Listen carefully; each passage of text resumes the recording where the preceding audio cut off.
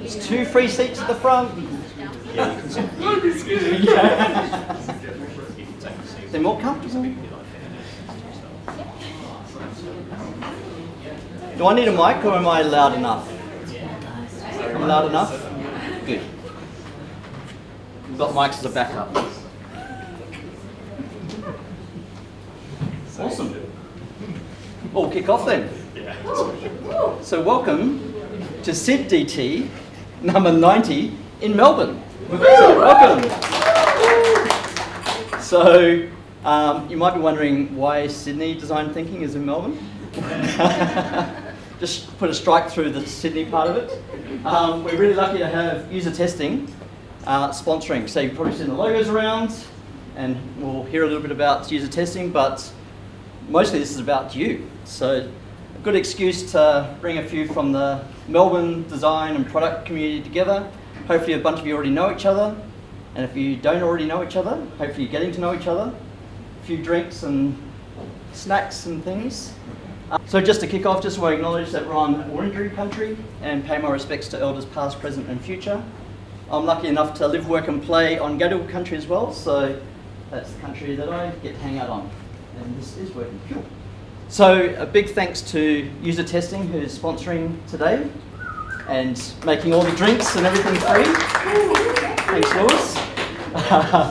So the way today will work is we'll have obviously meeting each other and spending some time together, and then Louis is going to give a bit of a talk on how to take the guesswork out of product development, and then we're going to have a little panel where we sort of explore this theme of designing for value. How do we design and build products and experiences that our customers actually love, and how do we know if we've actually done that? So that's the focus, and so we're going to have Neha from Bunnings and Berlin from Xero are going to be the panelists alongside Louis as well. So when we do this in Sydney, there's a team of us. I'm flying solo today, but that's the crew that do SydDT every month in Sydney. So our normal cycle, and if you're planning a trip to Sydney, you should definitely plan around this because they're always fun. It's the second Thursday of the month is our normal cycle. So who's been to a SydDT before? Only 2? Represent. So Cecilia actually spoke at, did you say number 11? Yeah, it was so fun. Back in the day. So we're up to number 90 now. We started mid-2015. Does that make me an ancestor? Wow. Of course. The legacy is alive and well. And you spoke about permaculture, Zen-based design, I think was the That's right. something the Picture ecosystem design in the real world and in our inner worlds. and the inner world's really important, and we'll explore a little bit of that today, won't we? So that might give you a little bit of a flavour of the types of topics that we sort of cover at SydDT. It's not just sort of design thinking practitioner, rinse and repeat double diamond. We definitely look at, and that's part of what we're looking at today as well, of how does design thinking and that human-centered design approach to solving complex problems and innovating, how do we apply that to literally everything? So, big systems change things, social impact, environmental change, and then down to the pixels and the products and all those nested layers of products and services and experiences. How do we take a human-centered approach and apply design thinking in that context? So the community now is just ticked over 9,000 on yesterday morning. And where is she? And you're now part of the community as well, so you tick that number up to part of 9,000. And Prativa was the 9,000th member.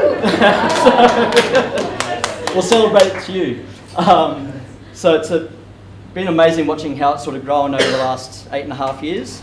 And it really grows because people come not just for design thinking, as I was saying, every month, but it's more these other topics, and then how does that sort of apply and how is it relevant in a design thinking context. So it's that combination of these very diverse range of topics with design thinking. But today, we're definitely going to be exploring sort of product, digital design, and in that sort of context. And hopefully that's what you turned up for. Are you in the right room? Good. You just saw drinks and went, that'll do. So, to get started, I'm going to introduce Louis from UserTesting, head of APAC, the fresh. Thank you. And you're going to tell us a tale about taking the guesswork out of product development. Hi everyone, nice to meet you all. Just to introduce myself, I'm Louis. I currently run our Asia Pacific region at UserTesting. Before that, I run our international consulting division, which advises companies on how they can actually embed testing within their design and product development process. We also have Sam from UserTesting and Izzy as well. So if you want to chat to us later over a drink and find out a bit more, please feel free to. We're also very happy to sponsor the first event in Melbourne, and then we were in Sydney yesterday as well, so it's been a busy week for us. And we're going to talk a little bit about taking the guesswork out of product development before we start the panel. And one of the words we often hear when we go out on the road and we speak to design teams is around certainty. How can we actually gather more certainty as a design team, as a design community, that we're actually working on the right problem, that we're building the right thing, and before we pass over whatever beautiful project we've made in Figma to engineering, that we have high confidence that it's actually going to work and drive impact for the organisation. So, before we go on to how we gain more certainty with user testing, it's worth actually us thinking, why don't we have that certainty as designers in the first place? And I actually have a pop quiz to start us with. So the first question, and this is from a survey of digital development professionals, including designers around the world. I can see some people laughing in the room. We're going to do a hands up here. Right. So you're all going to be exposed. What percentage of digital development professionals frequently guess when making product decisions? So this is best educated guess on your background, but not necessarily the insights you have available to you. So 15%, any super confident people in the room? There are a few in Sydney, but I think that's probably like a Sydney. Oh, we're playing that. Sydney. Sorry if I touched any nerves there. 30%? Okay, nice. 55? We know the answer. Yes. 70? Oh, hi. Interesting. So the answer's 55%. So over half the time, or more in some of your cases, we're actually not that sure that what we're building is the right thing and actually solves the problem for the customer. Next question, design specific. Which percentage of high fidelity prototypes are not validated on customers? So how many times do you build something in Figma, Vision, Prototype, whatever you might be using, and you pass that over to engineering without actually validating that with one of your customers or target audiences? 19%? Any super testers in the room? No? 30? Okay, not bad. 62? 73? Answer 62%. So you actually, if you got the questions right, you get a free drink from me. Congratulations. So over half the time we're building out prototypes, and we're not actually validating them with the customer. Why is this? Well, I'm sure all of you will appreciate, depending on what size of organisation you work in, what industry, we're building products and experiences faster than ever to respond to ever-changing customer needs. And because of that, it's putting a lot of pressure on our decision making. We're having to make decisions faster. And typically when we think about what data we have about our customer, we'll have our CRM that tells us everything we need to know about them and what transactions they've been involved in the past with us. We'll have our analytics that tells us on our key journeys where people are dropping off, where the friction points are. We'll also have surveys, right, where we launch maybe a post-transaction survey and it tells you 80% of people have rated your experience 7 out of 10, but you have little context there. And where we come in and we complement all of these data sources is we tell you what it's like to be your customer as they go through that experience. And I was at did anyone go to the Forrester conference in April or May? CX conference in Sydney, I'd really advise it. They coined this term called detached quantification, which is where analytics fails to connect to the human perspective. And I've got a story for you about detached quantification. Who knows Hungry Jack's? or might also know them as Burger King. Yeah. So they were a couple of years ago in the States looking to actually develop their menu and add additional products to their menu. So they built out a survey, and they launched this survey on a Monday morning to their customer group. Don't know about you guys, but when I get up on a Monday morning, I'm not thinking about cheeseburger and chips. I'm thinking, oh, I've had a big weekend, I might want to go a little bit more healthy. So the results from this survey showed that people wanted at Burger King salads. Interesting. So they went and they opened a salad menu at a trial number of restaurants around the States. Guess what? They barely sold any salads. That's a great example of detached quantification because they weren't actually connected to that human need and they didn't understand the context behind the data. So why is this? Why do we have this problem? Well, if we think about the key resources within the product development process, designers are one of those critical personas, really struggle to have the resources to connect to customers at speed. If we think about how we gathered insights, maybe in the past, maybe we used an agency, maybe we went out on the street and tried to grab people, maybe we used our colleagues that introduced the bias. Really hard to do this at speed. And that's where technology is actually changing the landscape and giving us more confidence in that decision making. What happens if we do this wrong? I love the story on the left, and it took me ages to find a good Aussie story for this, but who knows about the COVID Safe app? You should all know because it was taxpayers' money. $22 million to develop this app for COVID tracing. And what they found when they launched the app after they'd spent all of that money was that the phone had to be unlocked for the Bluetooth tracing to work. So it only actually picked up, I think it was 2 or 4 infections. Two, thank you, Sam. 4 would have been too good. That could have been 0. Could have been, yeah. There we go. And then there's an even better one. Go ahead. The Department of Home Affairs spent $60 million with Xero to build a digital arrivals app. They took that down after a couple of months and it hasn't come back. 60 million. Same thing, didn't test it. So that COVID safe example, the example Sam raised there, what happened is they haven't got feedback throughout the development process. And there's massive risk accumulated the further we get down the development process in terms of our build if we don't validate it with a customer. What user testing does is we're embedded in organizational process through concept, design and build to give you that certainty that you're building the right things. You've got a higher chance of success with your product launch. And this is actually a quote and a story from a large global retailer. This is from their head of product. And I absolutely love this quote, it's pretty simple. She talks about how, as an organization, we should start with the actual problem by speaking to our customers rather than getting projects and then looking for problems. We need to flip it around. How many people in the room does that resonate with in terms of how your organization works? A few nods, 2 hands up at the back. Yeah. Nice. And if we think about their process, there's a lot going on this slide, I'll talk you through it. Let's start with the top. So this is that retailer before adopting user testing. Everything they were building was fed through business priorities, quite often like a senior stakeholder and their quant data. The challenge is when they were looking to prioritize, they didn't have an understanding of the problem. So they had a load of internal assumptions. They went ahead and created and designed a solution without validating it. They did some experimentation, they went live. And what they were risking in terms of this process was around about 400,000 Aussie dollars per sprint. And where they've moved to now is having a triangulation of data at the start where they actually understand the problem through human insight. So they use the quant data and the qual data together to then prioritize what they're building. When they're actually creating the solution in design, they can iterate based on customer feedback to validate, and then they have a higher chance of success with that launch. And actually in their first month of user testing, they uncovered an insight on their e-commerce website, which was a $1 million insight, $1 million problem that was actually uncovered through actually understanding the problem in the data rather than just building. So what does this look like in practice? Has anyone heard of this organisation?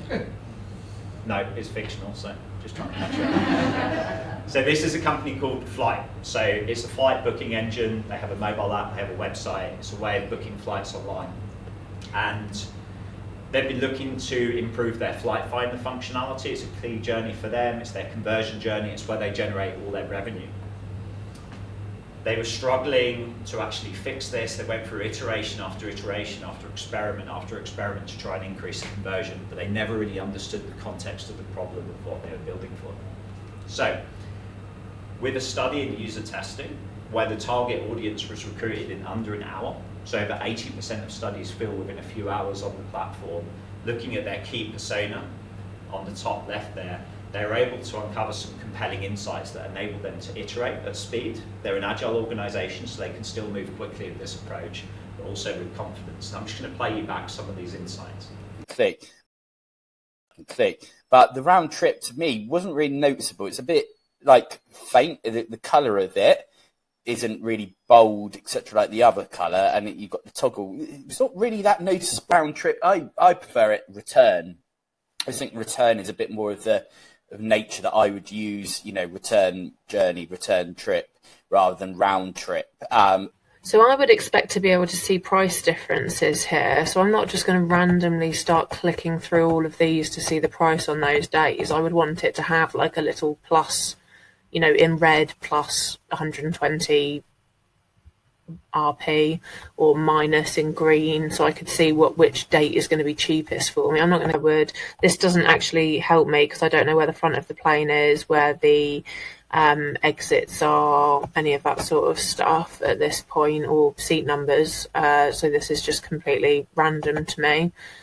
So again, I like that it's showing confirmation where you're departing from and to, arrival date and time, and your seat and the baggage allowance and the flight notes and the total amount. So I like this page. It's very easy to read and give me the reassurance that I am booking this. So within the space of a lunch break, that designer is able to get really fast validation of what they've built. They can then learn where they need to iterate on that prototype before it then gets passed to build. They have a lot more confidence in what they're actually delivering, rather than if they just pass this over to build straight away. There's still a lot of problems there, right, and a lot of challenges. And yes, I did build that in Figma, and I know it's terrible, but it's just a demo. I know it's a design community, and it can be quite harsh. I did, yeah, in Figma. Ben, it's the same as last night. Yeah, it's a clicker. I know. I think it's the video, to be fair. Yes. I thought Ben had cursed me and turned this off halfway through the presentation last night, didn't it?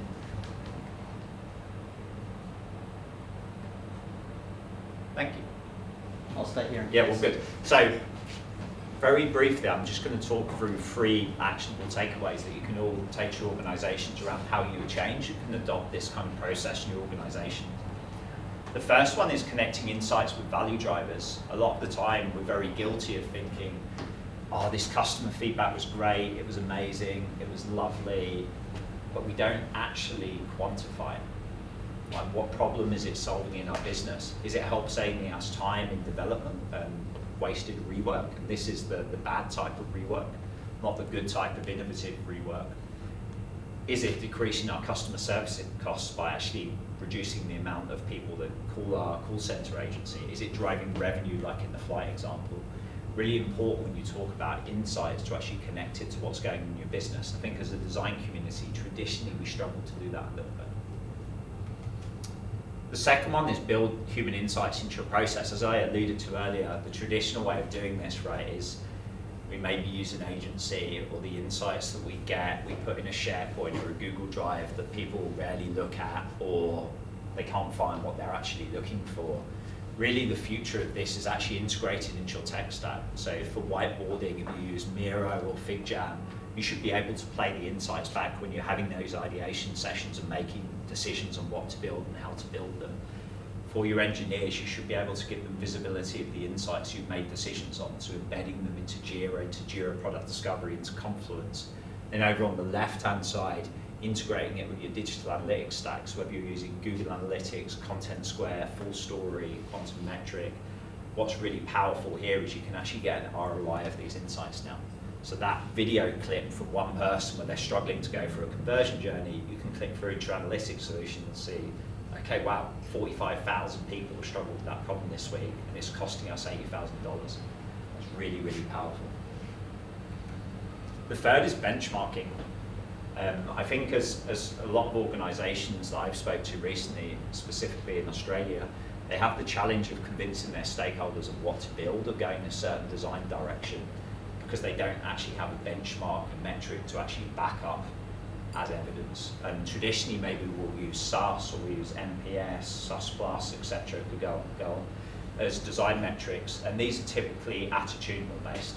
So they're about people's feelings around the experience, whether they recommend the experience, trust, loyalty, but they don't contain a behavioural element. So behavioural is actually whether somebody can complete the task. So we've introduced something in the last few years called QX score, which is actually a single score that combines attitudinal and behavioural.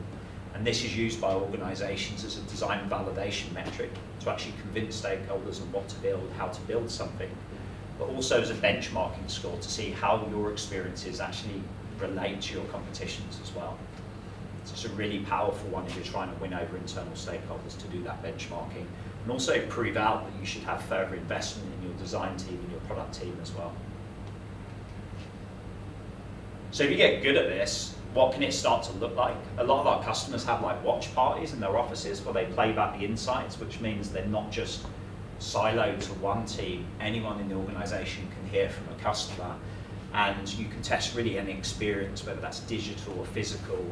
And also we actually have companies that are actually launching these surveys that say, what would you like to learn about our customers? And then they're able to do this testing on demand as well. So that's all I have for today. Before we go into the panel, I just wanted to give you all another free gift on top of the food. You can scan here and you get a free test with us. So if there's something really compelling going on in your organisation, a particular priority that you're looking to get more feedback on, scan here and you get a free test on any website. Is it just one user? This is just one test for one person. Okay.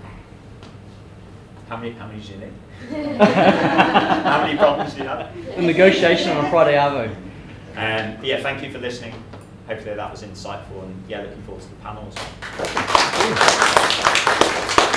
Are you okay to do Q&A as part of the panel? Yeah, let's jump. Unless there's anything really burning at the moment. Yeah. You want to take the end one, and we'll welcome up Berlin and Neha as well. And I will hopefully get an angle which is covering us all. Or a glass of wine on the panel. Huh? Yeah, bring drinks. How are we doing for volume? Can we do it without mics? Do it the top up. The Different volume. Oh yeah. Sorry, different Do volume. it. We'll try without mics, and Bal, since you're at the back, if it starts getting quiet and we're just having a chat amongst ourselves and no one can hear us, I'm going to rely on you being the sound meter. Thank you. So, thanks to everyone again for turning up on a Friday Arvo. Hopefully your expectations are that we're going to continue on after this, and I'm looking to the locals to tell us where we're doing that, especially Grant, who's vigorously nodding. Good. So welcome to Neha and to Berlin, and you've just met Louis. Before we sort of kick off here and find out a bit more about the panellists, I'm keen to find out a little bit more about you, and I'm sure we all are, so we know who we're talking with. So what does everyone in the room get up to? Who calls himself and sort of identifies as a designer of some kind? Most hands, not 100%. For the people who don't call themselves some kind of designer, what do you call yourself? Specific kind of design. What's the specific kind of designer that you identify? Come on, don't back out of it. I'm the some kind. I'm the some kind. I'm the some kind. Some kind sometimes. Product design, who does product design? Let me make that specific. Who does digital product design? And works on digital product, yep. Who does physical product design? Anyone? A little bit, okay, awesome, good to see. Who's a product manager? Was that because only one person wanted to put up their hand, or the PMs get left at home, or left back at the office? What about, what else we got? Experienced designer of some other kind? Design leader? Who's good. That was specific enough to get the hand waving. Good. Any other things you'd like to know? Researchers. Any pure user research? Look at that. Design research? Yep. Who only does design research? Like that's 80% plus of what you do. No one. Who does design research as part of their other product and design work? A lot more hands. Good. Phew. Hopefully we're all doing research a decent amount of the time. Did we leave anyone out? Yeah, who's left out? Whose voice wasn't heard or hand wasn't seen that would like to say what they get up to? Engineers. Engineers. Awesome. So that was yes, I'm an engineer. No, I was just like. Oh, you just yeah. Oh, you're looking for engineers. Is this now a recruitment panel? So devs, engineers, Matt, Rory, okay, good. Startup founders or working on startups. Yep, good, excellent. So we've got a pretty diverse, but I like it. somewhere in and around digital product primarily seems to be the focus. Awesome.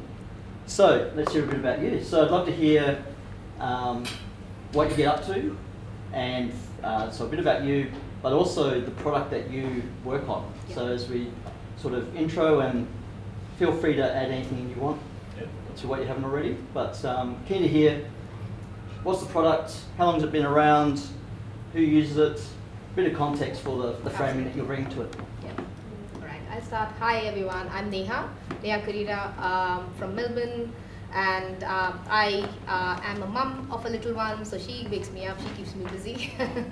But design strategist, I started my career almost 17, 18 years ago as a designer, and have worked in advertising. I then moved into digital advertising. Back in the day, we used to use Photoshops and Flash for websites, so yes, I am kind of that old. Bit of action script. Yeah, action script, go to and play. So, and after that, I moved to more consulting role. I worked, I think the shift from designing for brands to designing for users happened in Deloitte Digital, and I worked there as a UX designer, and gave me all the insights of, okay, how do I actually start using or creating designs for the users rather than brands itself. But yeah, we were solving problems for the brand, so that just completely shifted my I would say thinking on how to design and how to be more useful as a designer for the community rather than just the brands.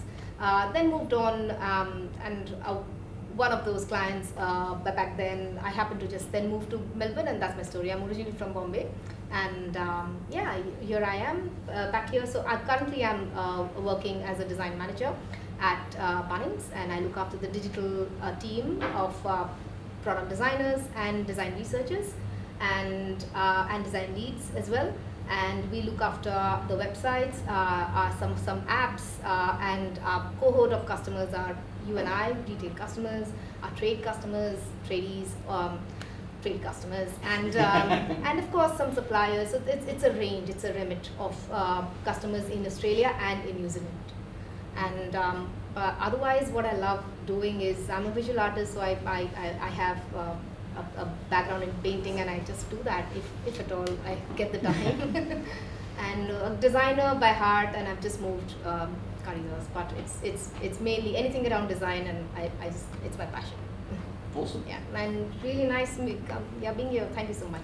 Sorry, and one last disclaimer. Whatever I say is my own opinion, nothing from the company that I'm working for. I'm just the disclaimer. A small disclaimer. Did everyone get that asterisk? It's the safest thing to do, but no, these would be my that would be my own opinion, and my coming out from my own experience, not necessarily of the product that I'm working for at the moment or in any organization that I'm attached to. Yeah.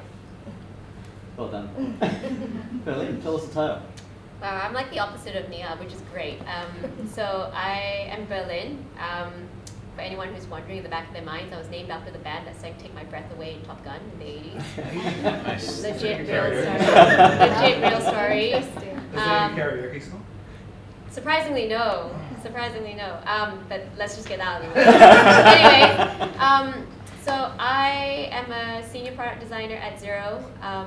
But prior to that, I guess getting a quick understanding of me, because I know we're getting straight into the panel, is I studied linguistics and languages. I was determined to be a linguist until I realized there was very little money in that world, and I needed to find a job that paid my bills.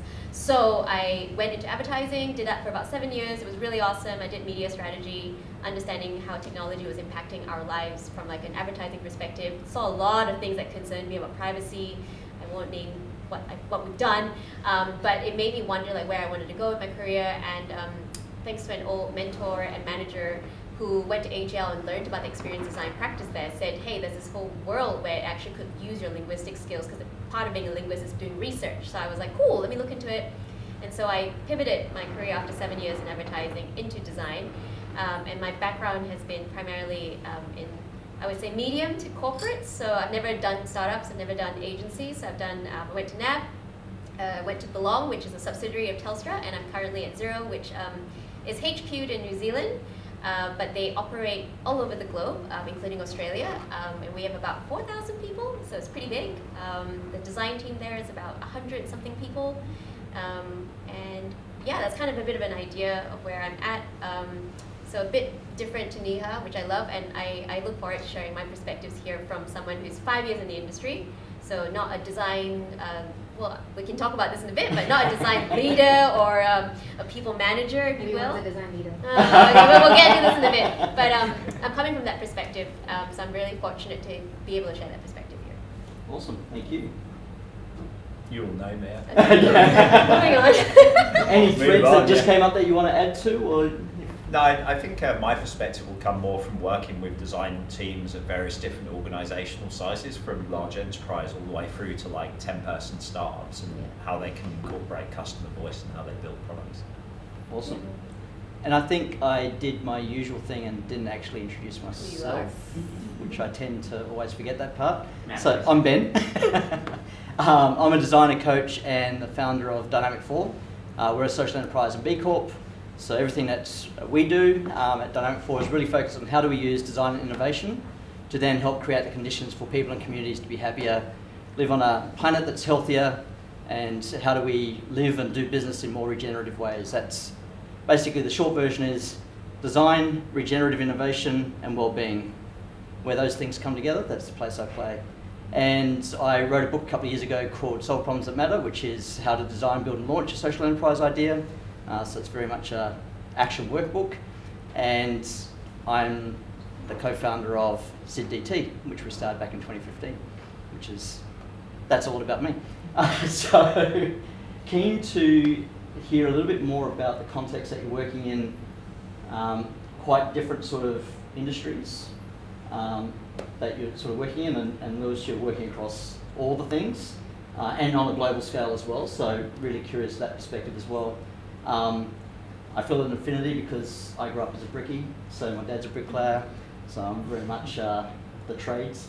To make your product happen, to get it out there, to hopefully design and build a product that your customers love, how do you make it happen? Who's involved? Who are the teams, the stakeholders, the different people in the mix, and how do you bring them together to make good stuff happen? Bloody hell, Ben, that's a really hard question. And then as part of that, we can pull on the thread of leadership and influence. And we won't go up and down the line, so jump in whenever you're... Do you want to start? Oh, golly. No, I don't. I can see the percolation. No, I know. I need time to think. No, someone else go first, and I'll jump in. All right, that's fine.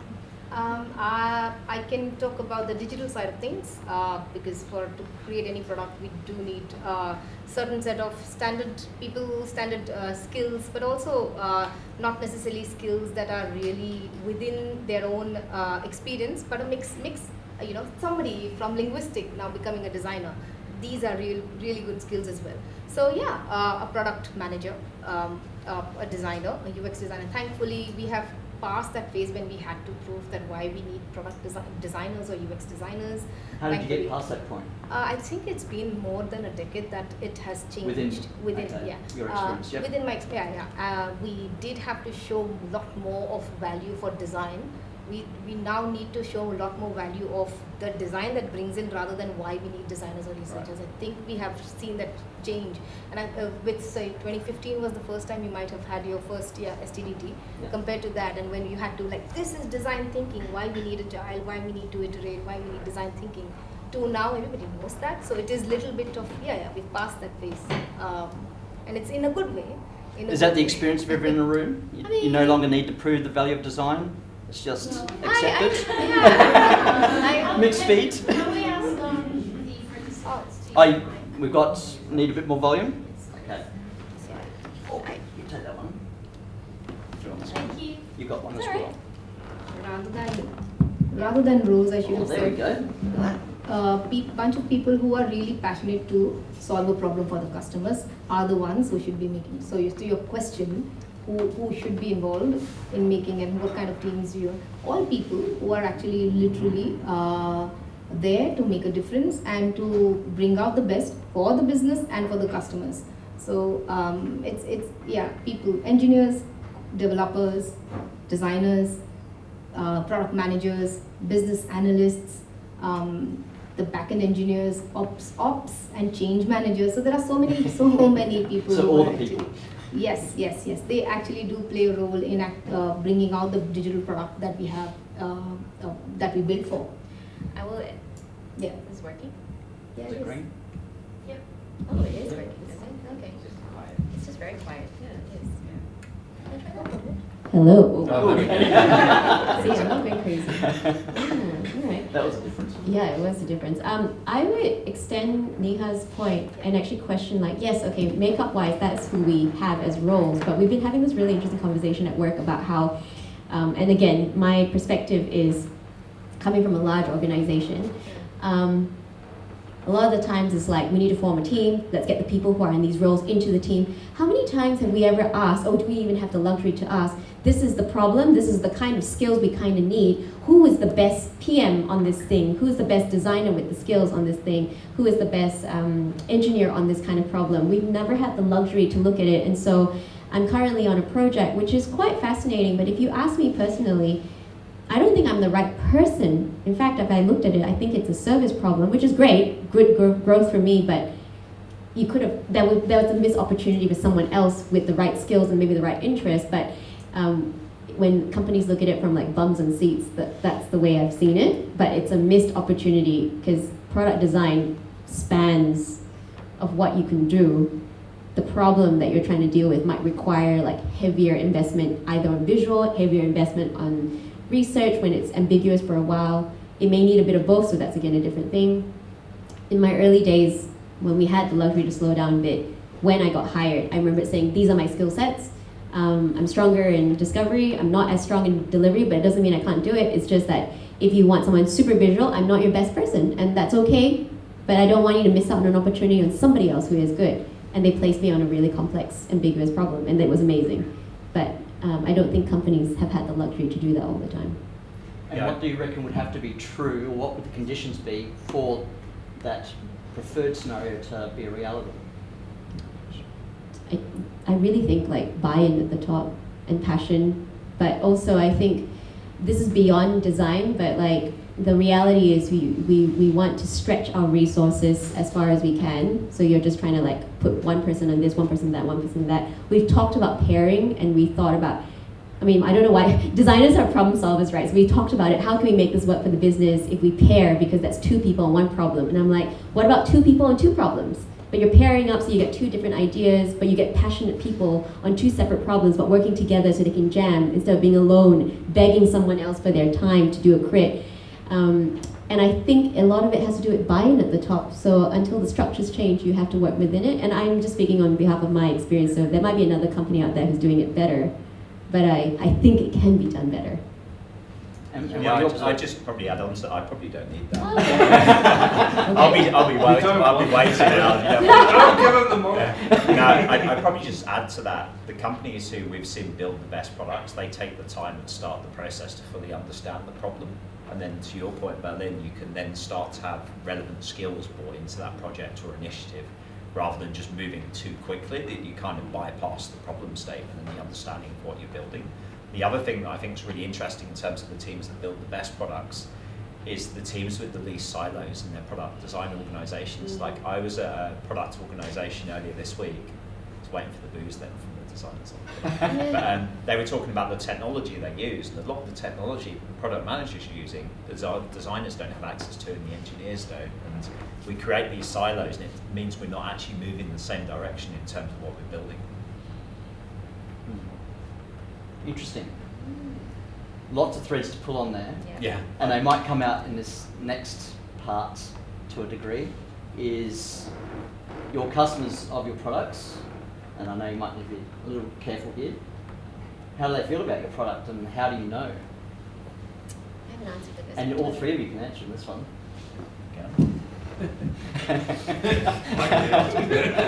Drinking your own champagne comes to mind. Yeah. I would probably be talking about customers in general and what I've observed in my past as well, previously before before Bunnings as well. So, your question was how do you make things and how do you know that they love the product? Yeah. Well, how do your customers feel about your product, or in a more generalised sense? Yeah. And then how do you actually know, as opposed to suspecting or hypothesizing, how do you actually know? It's a correlation of brand and customer, most importantly. Customers love the brand. Customers may not like the product. Customers may love the product. They may not like the brand, but they need to use the product. So it is also that. It's very different. So it is need-based, it is behavior-based, it is also environment-based. So if I feel, so customers usually, if they love the product, they talk about it. They talk more about it when they do not love the product or the experience or a brand or certain experience of that, or maybe a certain experience with not necessarily with a product or a website or an app or something, but maybe with a someone they met at who represented their brand. So it could be anything. But we usually talk more when we when we don't we usually talk, we appreciate less, we talk more when we don't like something. And then there are patterns here as well. Whenever we test, now this is just in general, whenever we have tested with customers, even previously in my previous experience with customers in Australia versus in customers in New Zealand, there has been a difference of the reception of answers. So positivity, more positivity, and that nothing to do, but it's behavior, environment. That's what I'm talking about. Environment also makes a difference of how much they really love the brand, how much they associate it with their childhood, and then they will still use it, or they will still make use of it, because we just, at the end of the day, sometimes we just need those products. So and when you're talking about talking with the customers to get what they say, how many customers, how do you interact with them, how do you collect that information, how does that actually go down in terms of knowing directly what they say? Usually through a one-on-one channel, which is observing them in person, in stores, or if you're in a physical environment, that is, or maybe observing them while they're shopping, observing them while they are buying something, or of course online through quant and through qual, quantitative such as CRM that you spoke about, Louis, but also through our own set of surveys, through our own set of interviews that we do using so many tools to get, and we also have panels of users that would like to be engaged with, so we also tend to go to them, have some co-design workshops. Speaking of co-design, I'm sure you'll have some, because we just had a conversation on that previously. So it's a combination of things, and then general trends, and not to forget things that you don't necessarily look for organically, purposely, but look for organically. Reviews, trends, somebody's always talking something in social media, general vibe, general patterns. There's heaps that you can bring in, and find your ways to find insights. Yeah. Sorry, I didn't mean to grab that off you. I was thinking about this question because I started my career at NAB right after the Royal Commission. That was really enjoyable to do customer research because everyone hated you. But And then I joined Xero, which is an absolutely different experience because generally speaking, I say this generally, there's a very positive sentiment towards Xero from its users. But when you dig into the data, it's a little bit, it differs depending on what kind of user you are. It was originally created for accountants and bookkeepers to address a lot of their pain points, and it was amazing for them because it really spoke magic to them. And then the business decided to expand its who it wants to target to small business owners. Now, if you know small business owners, they're not technical like accountants and bookkeepers. They don't operate in the same way. They have different motivations and whatnot. And so this is where I think most people speak really highly of Xero, but when you speak to a small business owner who's just trying to survive and have a business up and running, it is really overwhelming. But it's funny because if you speak to the accountants and bookkeeper folks and what their needs are, it is amazing what Xero has done. We, similarly to Neha, we do research, but we also have teams in the company. We're very fortunate to have teams in the company to be able to do things like market research. We've got a team monitoring social media feedbacks. We have teams that do NPS. I'm just digging through what else we do. We have a conference that we host for our users once a year in the country, but if you look once a year globally, it's actually twice I think we do it, where they come and give us feedback like physically. We have panels of partners that get involved. We have a panel for partners. Again, partners are accountants and bookkeepers, so we have a panel to talk to them, but we don't have the same kind of panels for small businesses, so we've been pitching that as like you need to hear their needs and whatnot as well. So it's quite, that's how we try to get in touch with our users alongside research that we typically do, but feeding it back through normally Slack, because that's our main channel of keeping in touch with everyone. So we have a Slack channel for looking at social media feedback, and anyone can post in there. If they've seen it in a forum or online on Twitter or Facebook or whatever, we post it in there just to generate like, hey, just awareness, someone's posted this.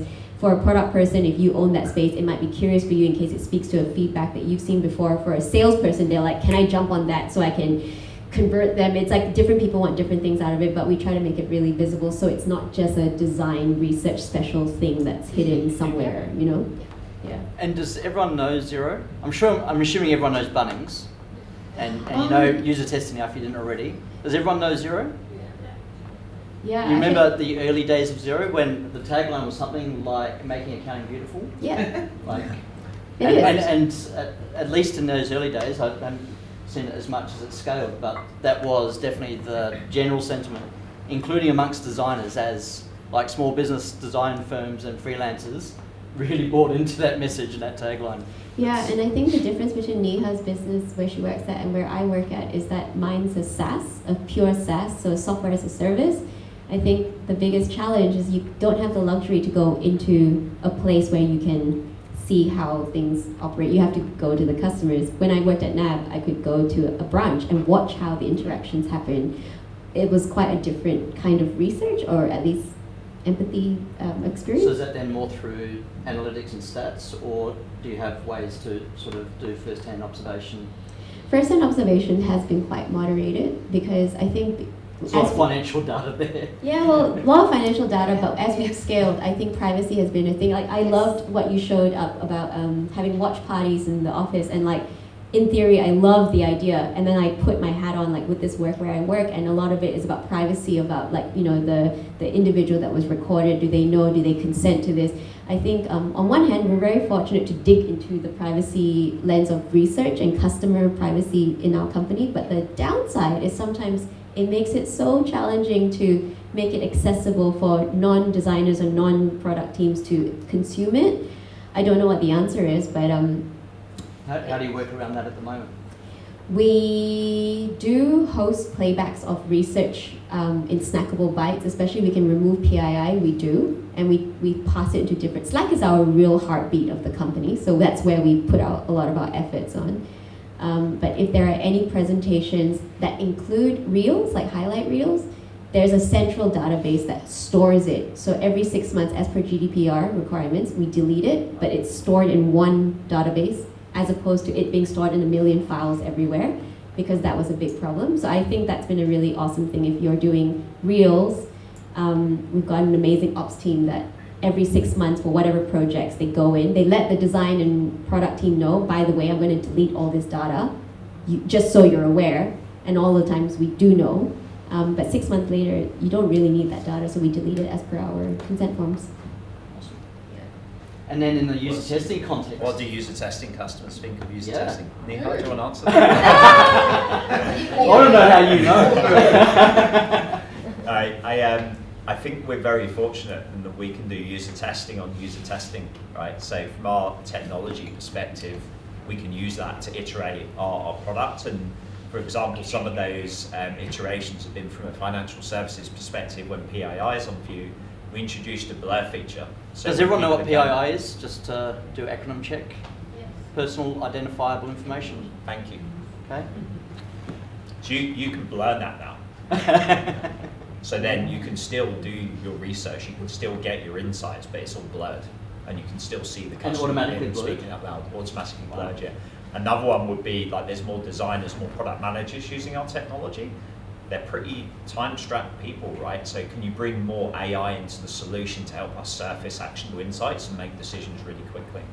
I think we're also fortunate that we have a very evangelical product in that everyone understands their customer through data and graphs and stats all the time, and we actually bring their customer to them so they can see their customer, which means we tend to get a lot of affinity with our product. I actually had a question for you. Yeah?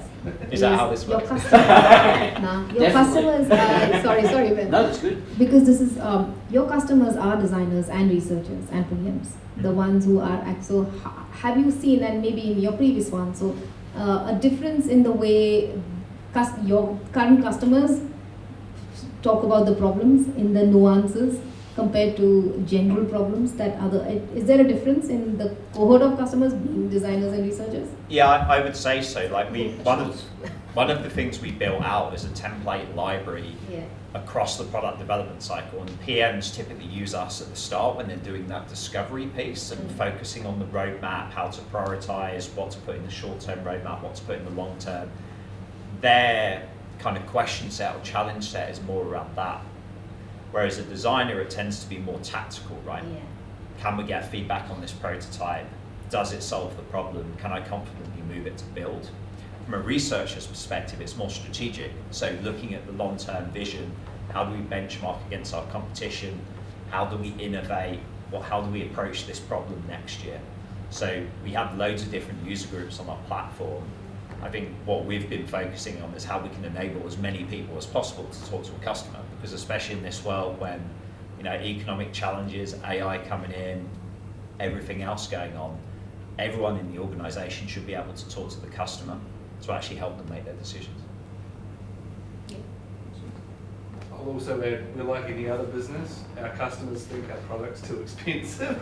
Yeah. They also have the challenge of how do you bridge that gap between the people that use it and the people that make decisions on what you get to use. And that is what we talk to our customers about all the time as well. Like, the people that use our platform love it and they get great insights. But the people that make decisions on the platforms that they use don't necessarily understand the problem that they're trying to solve, which is Which is a problem for every team, I think, around the world, right? Is how do you... And it plays out stronger in certain contexts as well. So like with Xero, how do you find sort of that influence of decision making, who to influence from a product and research, when in a lot of cases the go-to-market strategy, at least for Xero, was to go through accountants and bookkeepers as sort of the central honeypot to then get lots of small businesses, at least in the early days. So the paying customers sometimes quite different to the end user. It is, and then you can even extend that because Xero has a payroll offering, so you can run your payrolls there. So if you are a business that uses Xero and you process your payroll through Xero, you also have the choice to process your employees' like timesheets through Xero. Your employees are end users, but they didn't have any say in using Xero. So that's also another end user, but we always focus on the people who are paying us, which I think we're going through a really interesting phase at Xero. We have hired a new CPO, a Chief Product Officer, so I'm going to make sure I de-jargonize all these acronyms. But we've hired a new Chief Product Officer. She's fabulous, but she's really stressing on us to think about business and customer outcomes. So that has been at least a good way to force people to remember about who we're serving, especially if it's an end user that had no say in choosing the product. But we constantly, I think as the whole company is geared up for not just growth anymore. We used to be focused on growth, but now it's quite focused on lots of talks on revenue. So I think we're as designers, we are facing a challenge of making sure the voice of the customer is really, really strong in the room. Neha mentioned that things have improved and we don't need to fight for the wide designs in the room. I have to say there are days where I feel like I'm back in 2018 where I am fighting for why we need to explore and understand the problem when I'm faced with people who are like, I need to write the scope now. And I'm like, okay, but we don't even understand what the problem we're facing with. No, we do. And I'm like, oh gosh, okay. So I don't think it's gone, but I think we are getting better as an industry. And I think designers are very aware of trying to upskill. I'm always curious if the same upskilling proactivity is embedded in the product and engineering world as well. Because designers go into like meetups, constantly trying to learn, trying to constantly like upskill. Sometimes upskilling in spaces where you don't need to. Maybe that's a product-oriented thing that they should lead, but we are filling in the gap because we want to make things better. We tend to be very curious people, so we tend to be interested in all the things. Yes, we're very curious folks. But yeah, that's true. Yeah, so I think we decision makers. Someone told me you can really get an idea of how your org makes decisions based on who sits at the top. And in our world, and every company is different, but in our world, design and engineering currently sits under product. So that gives you an idea who makes the final decision at the end of the day. They constantly say we're a triad, but I know better. I really don't think that's true. It's a triad, but there might be a heavier weighting. Correct. There's a heavier weighting on product for accountability. On the flip side, I do think this is a challenge for design. And actually, I'll do a quick check-in on that one. Is everyone familiar with the product triad sort of language? Who's not familiar with it? Okay, so there's a general theory of like when you make decisions in product, it should have an equal representation of someone from product, so someone with a business acumen, right? Someone from design to represent the voice of the customer, and simplification, someone from engineering or technology to help explain whether what you want to build is feasible, the strategy is feasible, and so forth. The reality is a lot of companies, one craft or one team tends to be quite strongly influential. So I'm in a company that product is quite strongly influential. I've heard of friends who work in companies where technology is the most influential one. Very rarely does design ever get influential above both. Maybe Airbnb and Google and Apple might be, definitely not Google. Oh, okay. Apple and Airbnb are those. Canva. Actually Canva maybe. But essentially it doesn't matter. Like it's not about having one person right at the top because each of those have equal weight. But the reality is not true. And so in my business, my biggest challenge, at least I'm noticing, is constantly fighting. Not even just for the customer, but also constantly seeing engineering fight for the best outcome for us. So in another company, it might look different. So I think it's just worth calling out, looking at your structure. I know a company out there that design sits under engineering, so I already have assumptions of what that might mean and the challenges you might face. But I think that's when it comes to decision making, that's my thoughts. Awesome. Any questions from the floor? So what do you think about product managers and so just stop in there. I say bring it. I was at a design leadership event yesterday. Someone brought up the fact that designers are really playing the role of product manager, right, in terms of how they're operating around research and so on. What do you think about the fact that research is often driven by design and not driven by a sort of a product demand? And do you think that maybe research belongs in product? Just an easy question. I have opinions, but I'll let Neha go first. If research belongs in product. Well, there's a two-part question. Do you think that design is doing product management's job by sort of doing the bulk of the customer experience or customer understanding? And then two, like where does research for you fit?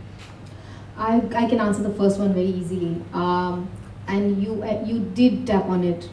Designers are curious. They want to know a little more about everything.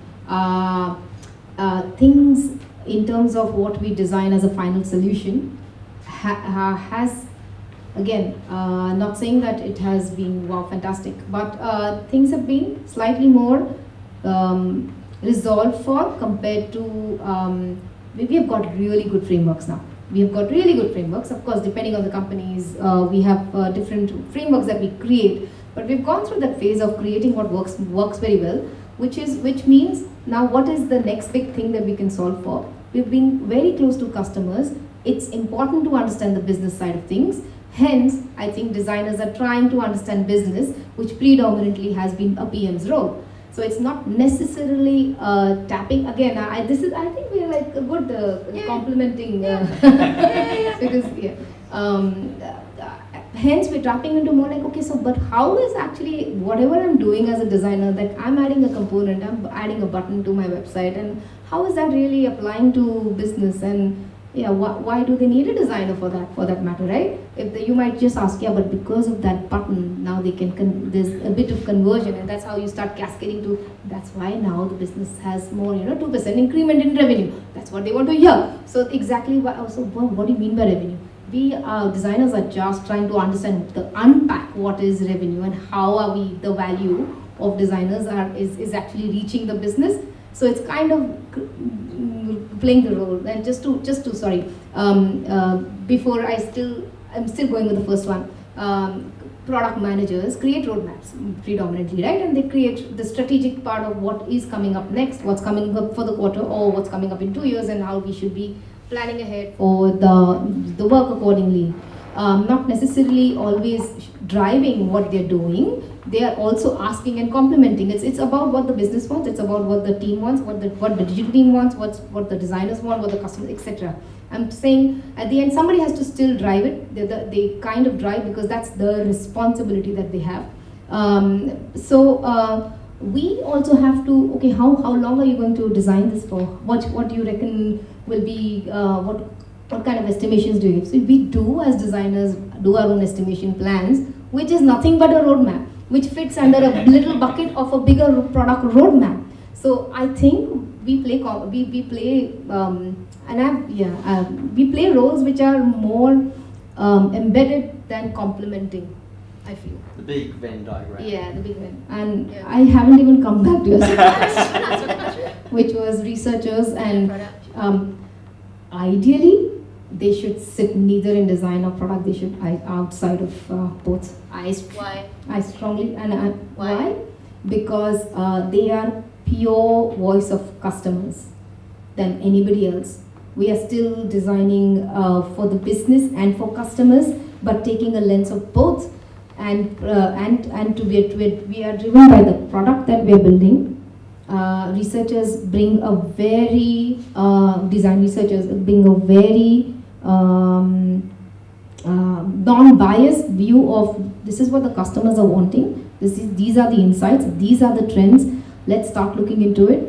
Whether you build a product out of it or whether you create a new category for them, that's what they could do. So, grant your question, I feel they should be outside. I'm going to challenge Neha here. Yeah. Not because I disagree with her. Yeah. As a purist, I believe the same thing, that they should be their own thing, just like how design should be their own thing. The fact that we don't have chief design officers and we always constantly be pitted under a chief product officer or a chief technology officer says something. But I recognize the systems we operate in. So if your business is really product heavy, research alone may not be enough to make an influence. And so in that world, I would say having research inside product may influence a better outcome for customers. I'm making a massive assumption here, but then you have someone playing on equal level with a decision maker. That's the way I see it. I don't agree with it, but I have seen companies that did have separate research teams, and they were severely impacted during restructures. Because I don't think they understood their true value, and they weren't treated like true decision makers either. So agree with you in principle, but in reality with the world we work in and the way product is made, I don't know whether that's the best approach to having influence. And what have you observed? I'm going to be in the middle. No more splinters. I think we need to redefine the word research. Like if you say research to a product manager, they're like, that's too slow. doesn't move fast enough, it's not quantified, etc., etc. And we'll move to a place like if we look at our most mature customers that are mostly in the US, right? They tend to be ahead of the maturity curve compared to APAC and EMEA. Product managers are talking to customers, designers are talking to customers, researchers are talking to customers. They're all doing different things, right? Researchers are doing that strategic piece, which I absolutely agree with, is a skill set and has to be done, and they have a non-biased perspective on the future direction of how you build things. But designers are speaking to customers to get that validation of what they're building. Product managers need actual more confidence from customers that they're actually prioritizing and roadmapping the right things. Otherwise, it just comes from internal bias and internal hypotheses, or top down, right? So research as a concept, I think, over time will change. There'll be different types of research, but it will be applicable to everyone. And that's where I'd probably challenge the premise of your question, Grant, is I'm very much an advocate of transdisciplinary and integrative approaches. So if you silo a function, then it's always going to be the plaything of different restructures, and if you think about it as a core capability that more than one person or one function or one role needs to be able to do, then you sort of democratize it to a degree and open it up and protect it ultimately. We had a really interesting conversation this morning, actually. I was lucky enough to be on a call with our CEO and a really senior design leader at a large financial services institution here in Australia. And they were talking about the word research. And not poisonous probably isn't the right word, but maybe divisive, right? As the research is a very specific piece of work, but insight is almost ubiquitous across the organisation. I think, you know, to Lewis's point, we talk to a lot of people where research is done by researchers, sure, but there's different types of research and different types of insight that are applicable. So focusing on the output and the outcome as opposed to the process and the people who do that. And also, like, we talk a lot internally about empathy, right? And how do you help people across your organisation engage with your customers and empathise with your customers? And it's really hard to do that when you have lots of people that don't get the chance to talk to your customers about the product that you're developing. And so it's a really, it's that really interesting concept around how you know, obviously get specialists to do the work that they're really good at, or, you know, stay in their lane, so to speak, but break down the silos so that the really important contextual stuff that those people do is shared across the organisation, because ultimately we work for businesses that serve a goal, which is to support customers. The outcome is that they buy your product. I think also on top of that, if you think research is a hard word, well, there's lots of other ones for you. That's fine. Design is a really hard word. The amount of times I'm told I'm just a UI designer is like really hard, right? Like, because it covers so much, but that word is challenging. Product managers is a hard word because the word manager in there implies that they're people leaders or like they're leaders of some sort. It's like, we've got a lot of challenges in tech, but I think, to your point, outcomes, right? What is the outcome of a researcher? What is the outcome of a designer? And it, depending on the project and the phase of which it is in, has different outcomes. But yeah, I feel like we're totally diverging off this topic. I think it's all. Oh, amazing. It's all interwoven and you can't separate the pieces. But I am mindful of time. Yeah. So we are going to get evicted pretty soon. I'm waiting for someone to appear any moment. And we've got glasses of wine. Yeah, exactly. So a final question from me, and then we can jump into a little bit more socialising, and then hopefully we'll go somewhere and continue the chat on a Friday Arvo/Eve. My final question, because you've all been doing lots of interesting stuff over quite a period, and you've been observing it at lots of companies and globally as well. What are some of the trends that you've seen sort of in play, and where do you see it all going next? What do you think happens next? What's the trend that you see playing out, and what happens next in the shortish version? Every time, if we had to take a shot every time somebody said AI, then we'd be stumbling out. I would be mindful of saying that. But one of the trends is actually. So no, I will not talk about AI, but that's another topic maybe that we could discuss outside. mindful of time. But customer behavior has changed over the last few years. All of us have changed. COVID has changed a lot of our mindset, what we bring out. We're being mindful. Our socializing has changed. So a lot of aspects have happened. We're being mindful right now. COVID has impacted inflation has impacted how we are shopping right now, everything, right? So the trend right now is being mindful and still being useful and offering and supporting the customers. I feel that is there. So in the hindsight, we still want to offer, we still want to provide the best of the best for everyone, and wider of the options. But we are also mindful of the fact that people are crunched. So how do we still make sure? So I think that is the trend of doing things quickly and trying to not doing things quickly, as in trying to solve for the current problem, which is there's an economic problem right now that everyone is facing globally. So how do we still ensure that people do what they need to do? That's the biggest trend that I'm seeing. Apart from AI, AI is another topic which I will not talk about right now because. Okay, so whoever's interested in AI though, come find me, because I went to Web Directions last week and there was a fabulous talk about a designer who addressed AI in the best way. It's recorded, so come find me, I'll send you the link. But I think it was more like, where are we going for the future of the web with AI? I'll park that. Personally, it's funny that Grant walked out of the room, but, but he wasn't happy about it. I know. But I shared my thoughts about this, about the trends, at a conference this year called Design Outlook. So I have a whole talk online that's recorded, but the snips are for the design industry, the trends I'm seeing, and I don't have the answer for it. As someone who's 5 years in, right? One, we are so data obsessed, which is a good thing, but we're so data obsessed that we don't really know where is the line where enough is enough before you make a decision. We want to know everything. So I love what you have with user testing.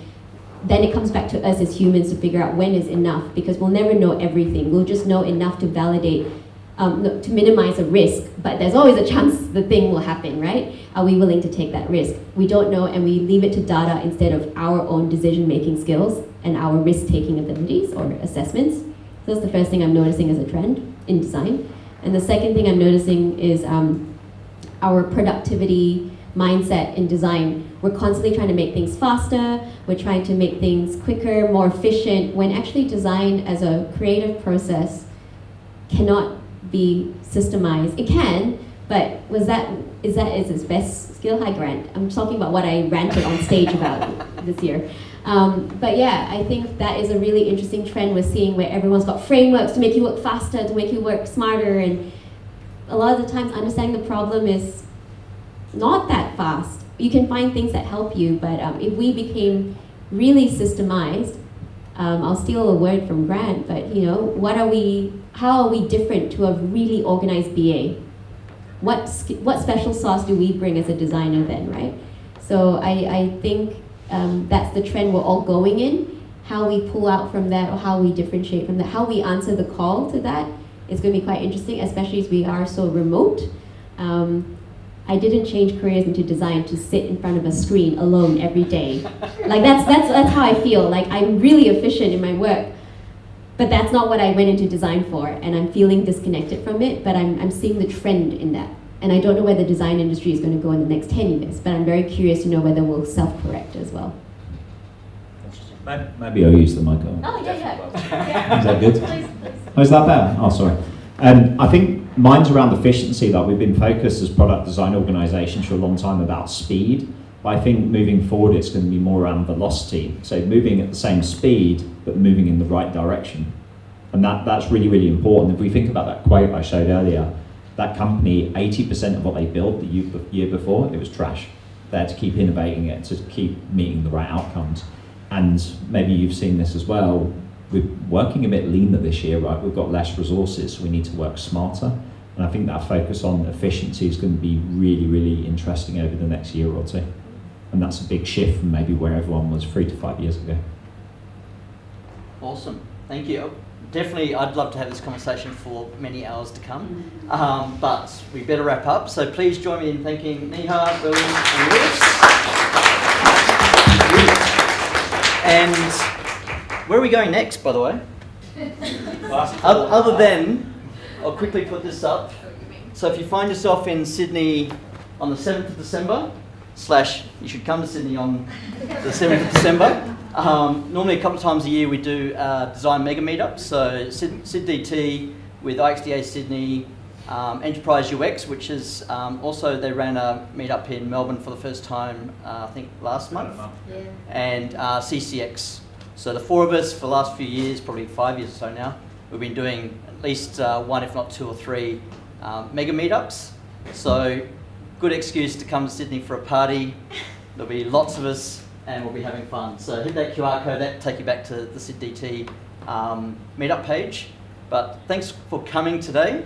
Hope you had fun, hope you met some new people, caught up with some old friends, and let's thank our panelists and speakers again. And thank you for everyone coming.